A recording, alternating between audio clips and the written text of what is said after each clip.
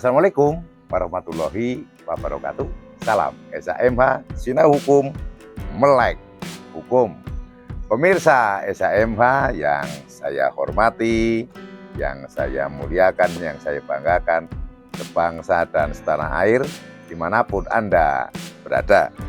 Kembali lagi dengan saya, dengan channel Sinau Hukum Melek Hukum, channel SHMH, yang membahas Undang-Undang Nomor 1 Tahun 2023 atau yang biasa kita sebut KUHP baru yang akan berlaku nanti mulai 2 Januari tahun 2026.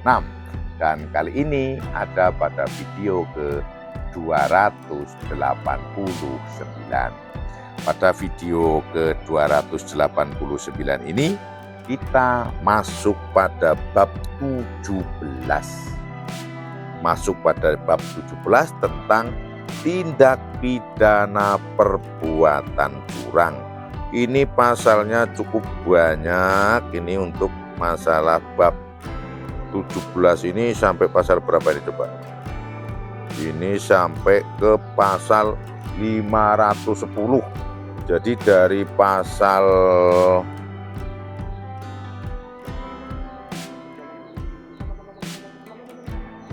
pasal 492 sampai dengan 510, berarti ada 18 pasal. Dan ini ayatnya juga banyak-banyak. Kalau merangkum dari pasal, ini yang nanti kita bahas pasal 492 ya. Biar mudah kita buka bunyinya dulu. Setiap orang yang dengan maksud menguntungkan diri sendiri atau orang lain secara melawan hukum dengan memakai nama palsu atau kedudukan palsu, menggunakan tipu muslihat atau rangkaian kata bohong, menggerakkan orang supaya menyerahkan suatu barang, memberi utang, membuat pengakuan utang, atau menghapus piutang, dipidana dengan pidana penjara paling lama 4 tahun atau pidana denda paling banyak kategori 5. Ini ancaman hukuman pidananya 4 tahun. Namun demikian ini ancaman pidananya adalah kategori 5. Kalau membaca pasal 492 KUHP baru ini, bunyinya itu sama ya dengan pasal 378 KUHP lama yang biasa disebut penipuan. Jadi di sana ada kata-katanya dipidana karena penipuan selama 4 tahun penjara, kan gitu. Nah, ini di sini untuk kata-kata dipidana karena penipuan itu tidak ada. Dan babnya ini adalah tentang tindak pidana perbuatan curang. Di mana curang itu kata-katanya cuma 6 huruf, curang ya. Itu CURANG, cuma waduh kalau membahas apa toh perbuatan curang itu kayak apa itu tak terhingga. Ngomong nggak bener juga curang. Menyembunyikan sesuatu barang sedikit juga curang gitu kan. Kemudian datang ke pos ronda itu kan paling cuma ngambil rokok temennya terus, itu juga bisa termasuk curang loh itu kan.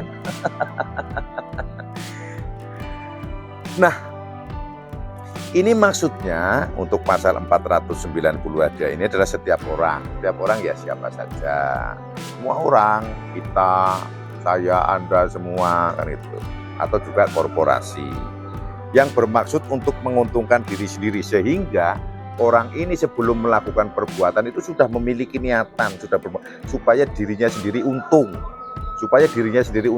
Katakanlah udah dapat duit atau dapat harta, dapat uang atau dapat harta yang lain. Atau juga menguntungkan orang lain.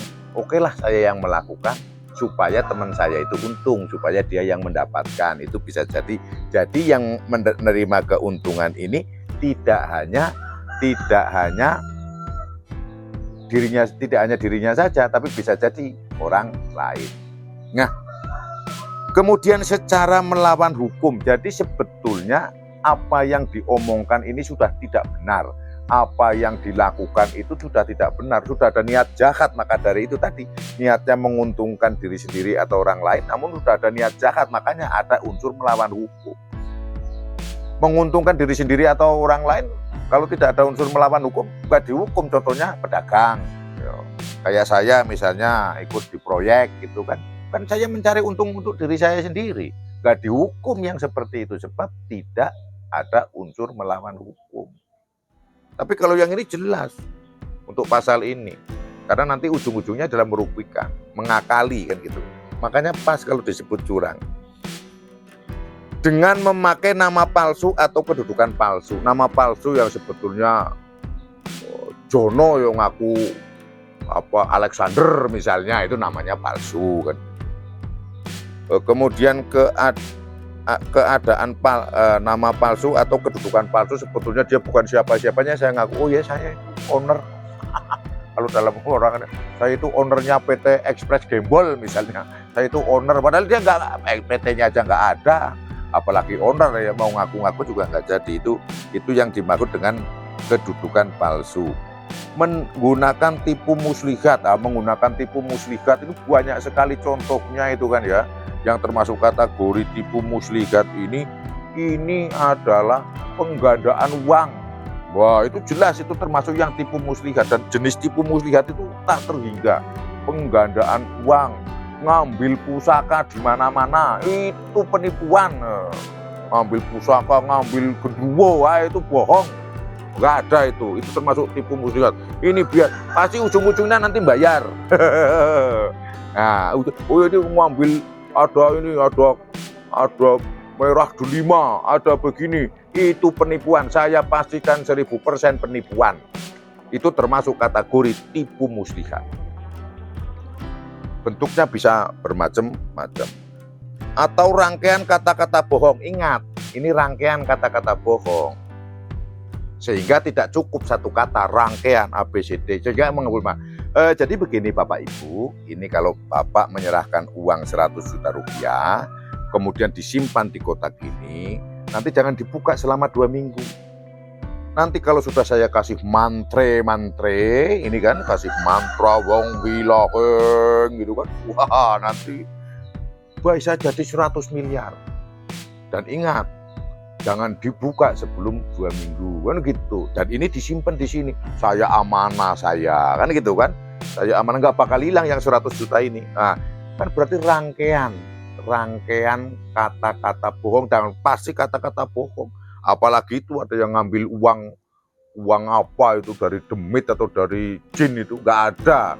Uang kertas itu yo di pabrik sana, di peruri itu, di percetakan uang miliknya Bank Negara, Bank Indonesia. Nggak bisa tuh, ada di gunung, di bawah sungai, di gua, ada demit untuk nyetak duit, nggak ada. Kalau ada itu, pemirsa SHMK seluruhnya, saya jamin 100% atau 1000% itu bohong dan itu penipuan. Anda pasti akan rugi. Banyak contohnya itu kan, termasuk Dimas Kanjeng. Ya kayak gitu, itu pasti penipuan ujung-ujungnya. Kemudian menggerakkan orang supaya menyerahkan suatu barang. Nah, jadi untuk memakai nama palsu, memakai kedudukan palsu, menggunakan tipu muslihat atau rangkaian kata-kata bohong, itu adalah untuk menggerakkan orang supaya menyerahkan barang, supaya terayu. Yang tadinya orang niat karena sudah ada buean kata-kata bohong, rangkaian yang manis, ngaku kedudukan palsu, ngaku orang yang sakti mandraguna bisa menjadikan uang 100 juta dari 100 miliar, kan udah bohong semua. Akhirnya ngikut, serahkanlah uang 100 juta tadi. Kan akhirnya menggerakkan, uang kan termasuk barang. Menggerakkan orang menyerahkan barang, itu yang pertama. Atau menghapus piutang, orang dengan bujuk rayu bla bla bla bla, sebelumnya si A itu punya utang terhadap si B, maka akhirnya dihapus piutangnya B sehingga lunas. A tidak kan kalau A berhutang kepada B, maka A punya hutang, B punya piutang. Di sini menghapus piutang. Jadi begini, B, kemarin saya mimpi dapat wangsit.